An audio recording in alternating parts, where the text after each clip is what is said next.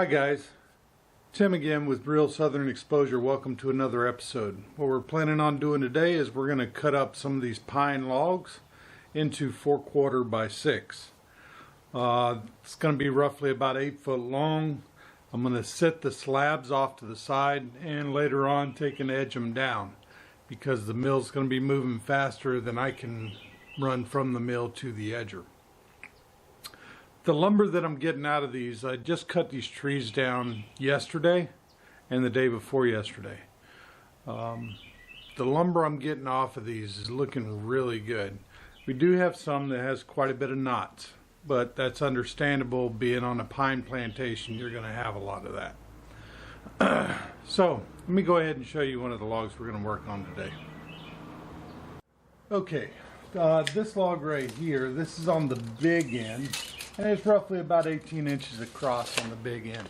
The little end up there is sitting right at about 16 inches. So as you can see, this is a pretty straight log. It does have a little bit of taper in it. This is the butt that was right at the ground. The grain structure in it is very tight. So that means it's going to have some really good looking lumber on it. All the way down to where the juvenile wood is, right here around the pith. So because the grain's so tight and everything, it's going to make for very structurally sound lumber. So I already got the blade set at the right height. We've already got this thing chalked up in there. What we're going to run today is a 7-degree double hard turbo blade from Wood-Mizer. Those blades are phenomenal. I use them on everything. I used to run a lot of 10-degree, but the issue that I was running into with the 10-degree blades is, one, they wore out pretty quick, and two, they would do a lot of dipping and diving, and I couldn't go as fast running the 10-degree. Although they are a good general purpose blade, but for what I do, it's far more effective and financially cost-wise for me to just run the 7-degree turbo double hard. So do me a favor, go ahead, kick back, relax, grab yourself a glass of sweet tea and take in a little bit of Southern Exposure.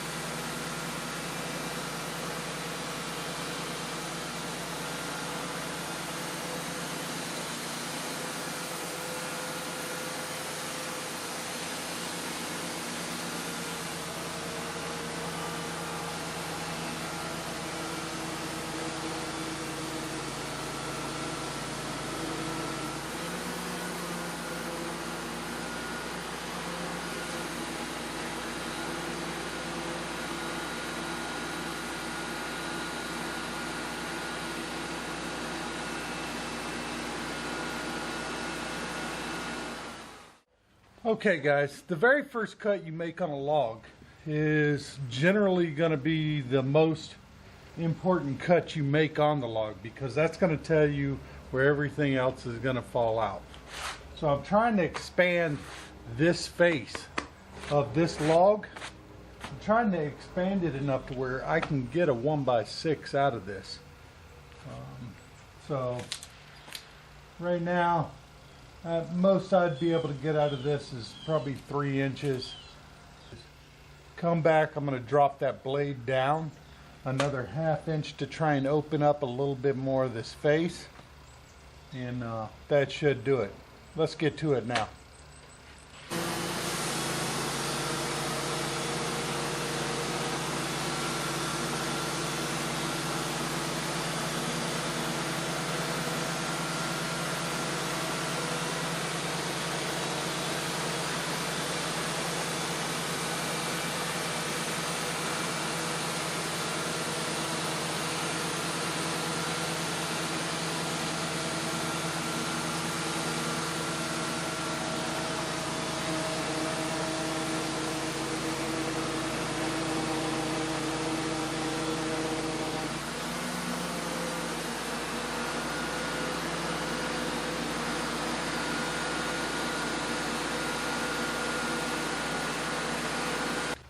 Okay, now that we got some of this face opened up, knock some of the sawdust away, and I can see right here that I'll be able to get 6-inch board out of that.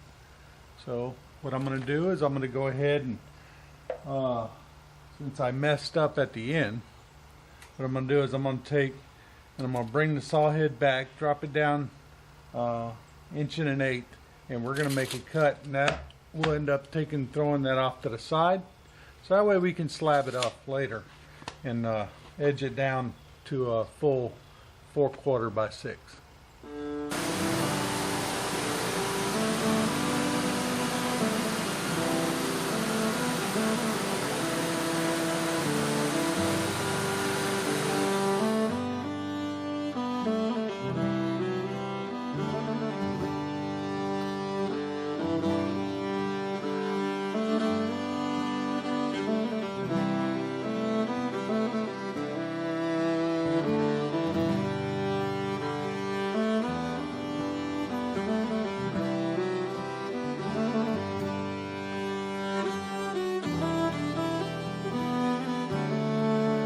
Okay, now that we've ended up getting down to the juvenile area of this log, you can see it as this orange location right here, and the pith of the log being right here.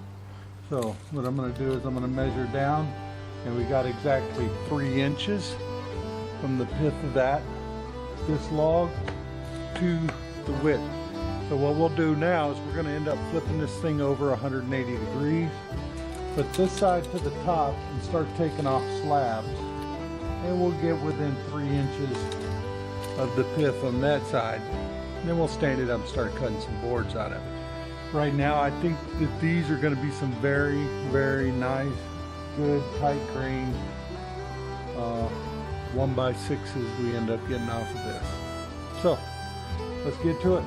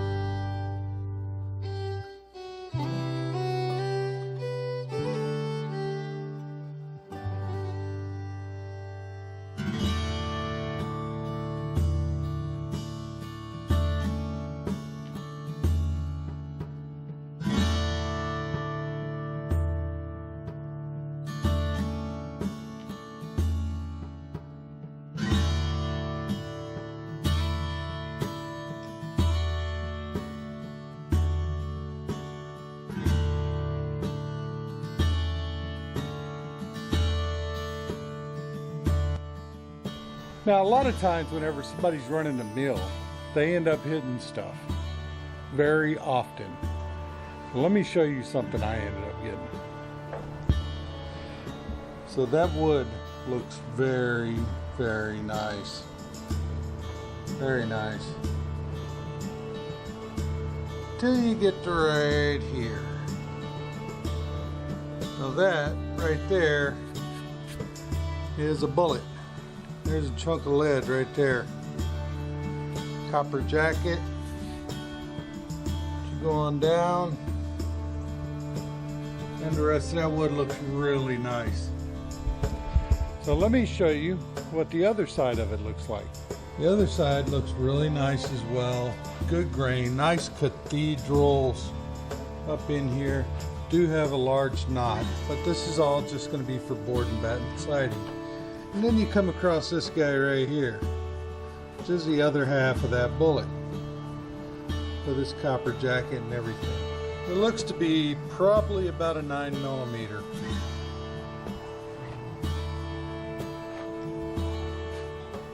Yeah. So, and as high up as it is on this log, it leads me to believe that somebody ended up having target practice. But their target practice couldn't have been that good because that's the only bullet that I've hit. So they must have missed the tree a lot. Whenever I say a lot, I mean a lot. Let me show you some of the other lumber that we ended up getting out of this before we ended up cutting up the other half of that log. So this stuff looks really nice. It's very clean. Not that many knots in it until you get up here on this end. Yeah. But it really isn't that bad. I'm gonna have to trim it down to length a little bit. So all in all, it ain't that bad. That Wood-Mizer 7 degree Turbo 7 blade went through it. I didn't even know it hit it. Usually whenever you hit like a bullet or a piece of metal or something like that, the blade will make a tinging sound whenever you end up hitting it. That one didn't make no sound. That's the thing that I like about these turbo blades, is that they go through stuff with no problem. More often than not, whenever I've hit bullets and stuff with the 10 degree blades, the blade's pretty much done unless you sharpen it yourself. Because if you're doing a sharpening service through Wood-Mizer, all they're going to do is they're going to trash the blade. They're not going to send you another one because it's deemed as unsafe, I guess. So here's what we're going to do. Leave that blade on because it's still cutting good, and we need to cut the rest of this log up because there ain't no telling what else is in here. Let me show you the reason why I say that. Okay, you see that? That is a lot of fat lighter right in that area. Now it could just be from that one bullet, but I don't know. What I'm gonna do is I'm gonna leave that blade on and we're gonna run with it like that till we finish out this log, and then I'll change it out before I start the next log. So besides that, I think this is probably the 12th or 13th log I've done with this blade, so yeah, it's just probably time. Anyway, yeah, so let's get back at it.